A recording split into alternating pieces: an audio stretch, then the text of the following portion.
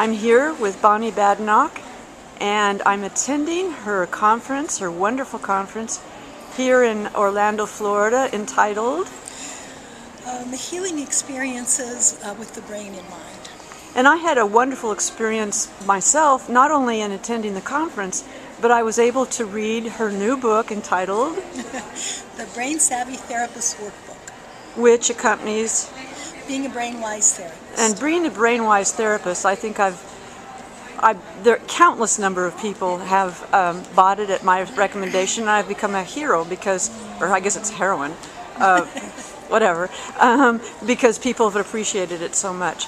And although the people that I work with are not therapists, there is a lot that mediators and lawyers can learn from what you write about.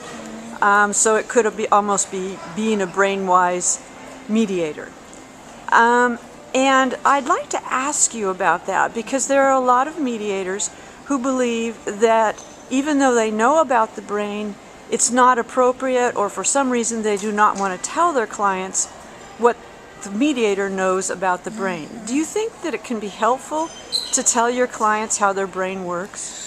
Oh, I think it's always helpful for any human being to know how their brain works, because then it allows us to begin to really look at our brains and to, in a sense, hold their functioning so that we become calmer and become more aware. It's just a practice of self-awareness. And I have always seen, whether I'm talking with, the local gang of teenagers around our house, or with clients, or with other therapists, the more awareness we have, the healthier our functioning actually gets. So it's a way to empower clients of all sorts, whether it's in a legal setting or any other setting. It's a way to empower them to actually take charge of their own functioning and be more of a participant in the process, the mediation process or whatever. Do you think that there is a problem sometimes with telling your client about their brain? I've probably had a couple of experiences where my clients didn't want to hear about their brain because somehow it felt too mechanical to them. But that was because of some really severe childhood history, and they just needed to stay in the warmth of the relationship and really didn't want to know. But with those exceptions of where people were resistant for it, I've never seen anything but extremely positive results. I like partnering with my clients, and I have really found that they become very active partners as they know the hand model of the brain, and they can discuss with me, well, my problem is in here, I can watch myself reacting in these ways, and I'm aware that these circuits aren't working very well, and then we can begin to go in and work on those specific things.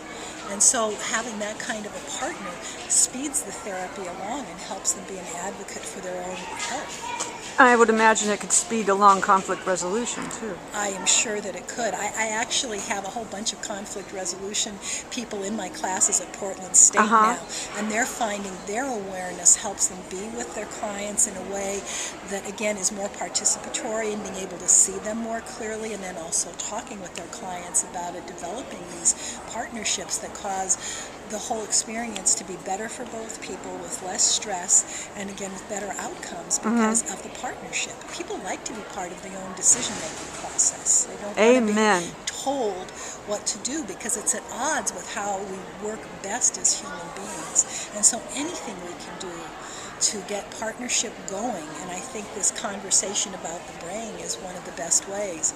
Now, let me ask you a question, because you just did something with the hand. I think that there are some people who, when they hear the word neuroscience, it sounds like, oh, I'm going to need to go get a 4-year degree or something in order to be able to teach because the brain is very complex. But what your books do is make it accessible to anyone, including myself or someone, that you're not going to, well, why don't you talk about the complexity and how you can learn it well enough to facilitate what it is that when you're working with clients. Sure. Well, the reason these books got written is because I've been so fortunate to be around some of the innovators in this field: Dan Siegel, Alan Shore, Marco Iacoboni, Steve Porges. These are men who have, and Pat Ogden, women and men who have taken the core neuroscience research and created this theoretical construct about how this applies to us as human beings. And so I'm kind of in the third generation where I'm seeking to see how can we understand this in an accurate way, but in a way that we, people who don't have a neuroscience background, which I don't, can hold on to and understand well enough to be able to actually utilize it in our practice, whether it's with law or therapy or doctors or body workers, whoever it is. And so my goal is to bring this down in an accurate, neurobiologically accurate way, but in a way that we can relate to from our common, ordinary, daily experience, so that we really internalize it and it becomes useful. So that was the goal with which both of these books were written. Now, are the books, do they stand alone, or does one need to read the first book before they read the second book? Well, actually, I think they stand alone more than we intended initially when I started to write it. The first book was intended to be an application, but more in broad-based terms, and then when we started working on the workbook, it was going to maybe parallel that. But there have been so many new discoveries in the last 2 years that it's turned out that the workbook really is very different from the first book. It's the whole first part of it, is the first almost half of it, is about our own neural integration and how we get to know our own brains and minds. The second part is about how we work with individuals from the very first time they hear our voice through, leaving their process with us. And then there's a little part at the end about kind of creating a broader understanding. So yes, they can both stand alone. And I read the second book, well, I read both books, with the eye of a mediator, with the eye of a lawyer, and both of them are extremely helpful, not just for therapists, but for people who are working. I'm glad. No, I mean, I that's why I've tried to get everyone I know to read it. The other question, big question I have for you is this whole notion of mindfulness. And the cousin question is a matter of debate among mediators as to whether or not the mental health, I don't know if that's quite the right word, but if, the stability, the mental stability of the practitioner, of the mediator, has anything to do with the process of conflict resolution. I would say the majority says that no, it doesn't. If you know the techniques, it doesn't matter who you are personally. If you can apply the techniques well, you're a good mediator. I bet you have a little bit to say about that. I do. And actually the science has quite a bit to say about it, because in the last 10 years we've come to know that all we human beings are endowed with what are called mirror neurons and resonance circuits, so that it means whatever my state of mind is going to impact the person who I'm talking to's state of mind. We resonate with each other, often below the level of conscious awareness, but impacting very much the flavor of the conversation and the feeling of what goes on. So if I come into a situation and I'm very anxious and upset, that will radiate to the other person and begin to interfere with their clarity of thinking, even though they may not be consciously aware of it, because we resonate with each other so strongly. So yes, our state of mind in that moment as we come together has everything to do with how well that will go for both people. And you said something this morning, I think, that I thought was very interesting. I think it's also echoed in the book, that I'm going to paraphrase what you do speaks much more loudly than what you say. Exactly. Yeah, how we are in the room, our attitude toward the other person.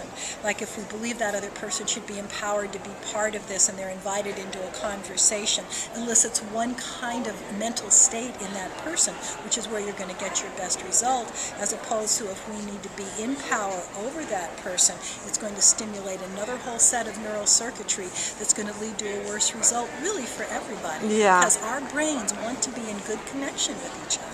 So anything we can do to promote that kind of partnership and collaborative work is so important. Now we're coming up on the end of your availability and the end of this time of the video, but there's another whole topic that I'd like to discuss with you, and that is the the role of mindfulness and the efficacy of meditation, which is becoming a big issue with in the legal profession. So I'm wondering if I can make a date with you. Perhaps we can discuss on the phone or some other time in video, where you can tell my readers what you think about that, because it's not what they would expect. Yes. It's definitely not what they would expect. All right. Okay. Thank you so much. Thank you, and Thank I urge you. everyone to read both of Bonnie's books. Thank you very much, Bonnie.